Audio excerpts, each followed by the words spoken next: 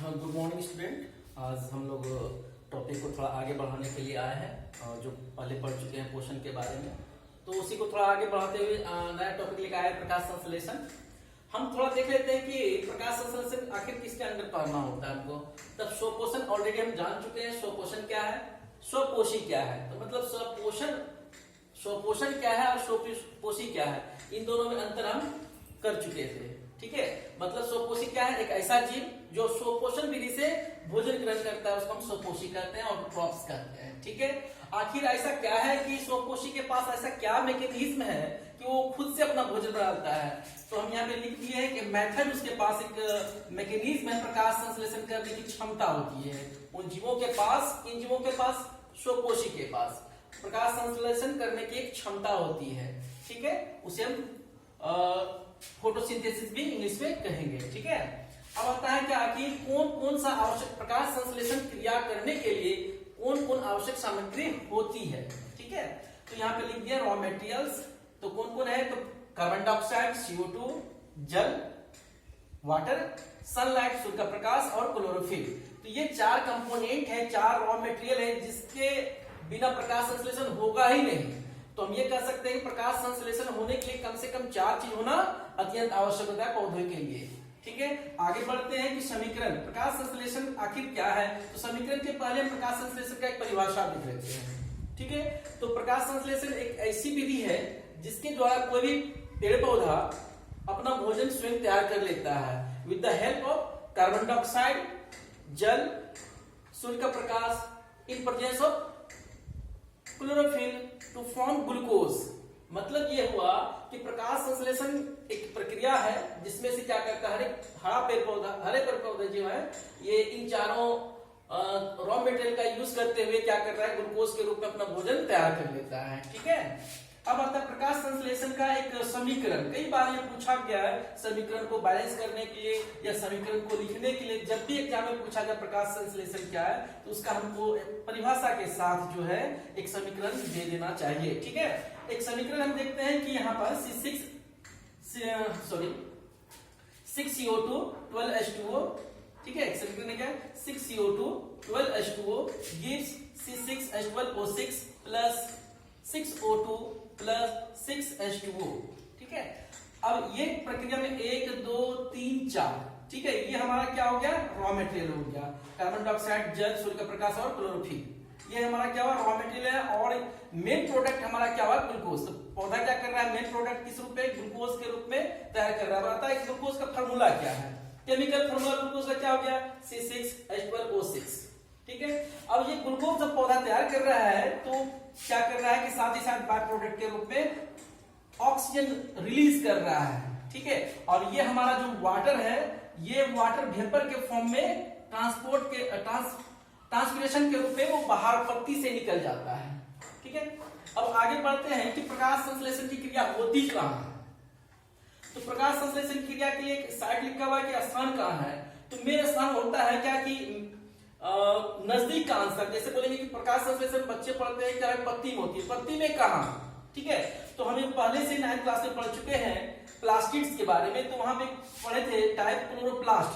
ठीक है, क्लोरोप्लास्ट जो हमारा मेन आंसर होगा कि क्लोरोप्लास्ट में ही फोटोसिंथेसिस कंप्लीट होता है, जहां पर क्या होता है, क्लोरोफिल पिगमेंट, ग्रीन पिगमेंट पाया जाता है। ठीक है, तो ये ऑब्जेक्टिव हमारा बन सकता है कि प्रकाश संश्लेषण कहां पे होता है, कहां पे होती है। तो हम बताएंगे क्या, क्लोरोप्लास्ट में। ठीक है, आगे चलते हम लोग। अब स्टेप्स, कई बार पूछा आता है 3 नंबर में पूछा है, 3 मार्क्स के लिए पूछा था, प्रकाश संश्लेषण से आप क्या समझते हैं और प्रकाश संश्लेषण को संपादित करने के लिए कौन कौन सा स्टेप्स है।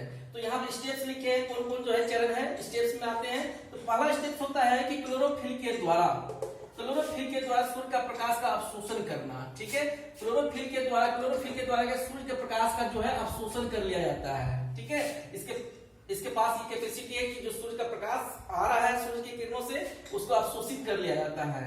कई बार ऑब्जेक्टिव पूछा गया है सीबीएसई बोर्ड में भी कि what is the function of chlorophyll.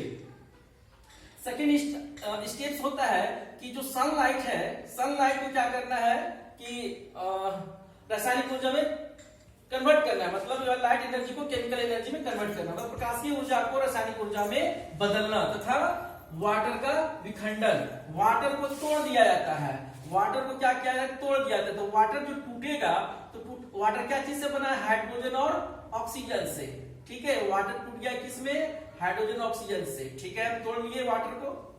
तीसरा स्टेप होता है कार्बन डाइऑक्साइड का रिडक्शन, ठीक है। कार्बन डाइऑक्साइड का रिडक्शन, रिडक्शन का मतलब ये हम 9th क्लास में ही पढ़ चुके हैं, या आगे केमिस्ट्री में पढ़ने मिलेगा। रिडक्शन का मतलब है कि एडिशन ऑफ हाइड्रोजन, हाइड्रोजन का जुड़ना या रिमूवल ऑफ ऑक्सीजन, ठीक है। तो ये कहता है कार्बन डाइऑक्साइड का रिडक्शन होना, ठीक है। कार्बन डाइऑक्साइड का रिडक्शन होकर क्या बनना, ग्लूकोज का निर्माण करना, मेन प्रोडक्ट ग्लूकोज ही है।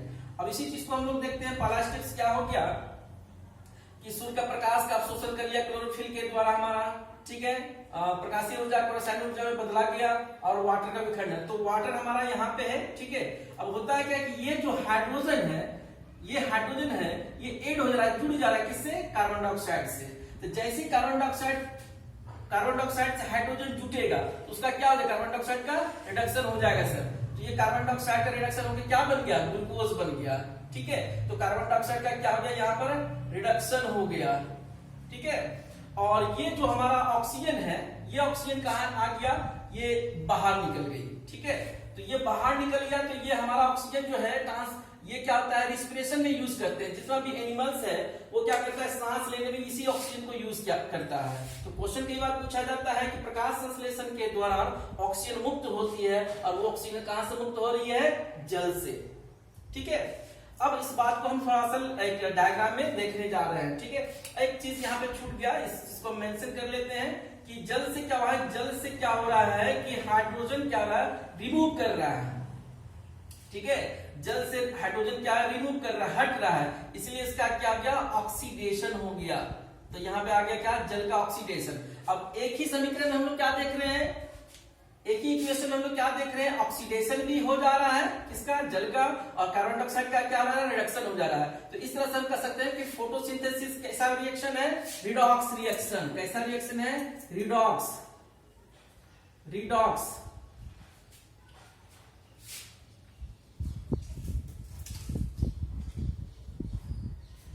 ठीक है। कैसा रिएक्शन है, रिडॉक्स रिएक्शन है। अब इसी चीज को थोड़ा हम यहाँ पे एक डायग्राम बनाया है, डायग्राम में इसको देखने आते हैं। अब कहता है कि पत्ती जो है कार्बन डाइऑक्साइड को अवशोषित करेगा या एंट्री कराएगा किसके सहारे से, तो पत्ती में बहुत सारा टीनी टीनी जो है छिद्र होता है, या बोलेंगे पोर्स होता है, जिसको क्या बोलते हैं, स्टोमाटा, स्टोमाटा। तो स्टोमाटा के सहारे से क्या कर कार्बन डाइऑक्साइड एंट्री करा लिया जाता है। पत्ती में ऑलरेडी पहले से क्या हमारे पास क्लोरोफिल है, ठीक है, और ये क्लोरोफिल क्या कर रहा है, सनलाइट को ट्रैप कर रहा है, एब्जॉर्ब कर ले रहा है। अब हम रूट से क्या होता है कि रूट से जल एंट्री कर रहा है, ठीक है, ये अपवार्ड भी चले जाएगा और पत्ती को भी पहुंच गया। तो हमारे पास रॉ मटेरियल क्या हुआ, जल हो गया, कार्बन डाइऑक्साइड हो गया, सूर्य का प्रकाश भी हो गया, ठीक है, और क्लोरोफिल आ गया। तो 1 2 3 और 4 रॉ मटेरियल हमने पढ़े थे, ठीक है, 4 रॉ मटेरियल है, और प्रोडक्ट क्या बना देगा हमारा, ग्लूकोज प्रोडक्ट बना देगा। तो मेन प्रोडक्ट हमारा क्या हुआ, ग्लूकोज, ठीक है। अब बात हो कि कार्बन ऑक्सीजन बना सर, ठीक है, ऑक्सीजन मान लीजिए हम बना, ये ऑक्सीजन फिर लिबरेट हो जाएगा, बाहर निकल जाएगा इसी स्टोमाटा से, ठीक है, ऑक्सीजन लिबरेट हो जाएगा स्टोमाटा से। तो स्टोमाटा का यहाँ फंक्शन आ गया, what is the function of stomata, stomata का कार्य क्या है, ये अगर पूछा जाए तो बोलेंगे एक्सचेंज ऑफ गैसेस। कौन सा गैस, तो बोलेंगे कि ऑक्सीजन और कार्बन डाइऑक्साइड का एक्सचेंज होता है, ठीक है। उम्मीद करते हैं कि ये वीडियो आपको अच्छा लगा होगा, ठीक है। आगे फिर नया वीडियो नए टॉपिक पे लाया जाएगा। लाइक कीजिए, सब्सक्राइब कीजिए और कमेंट कीजिए। बाय।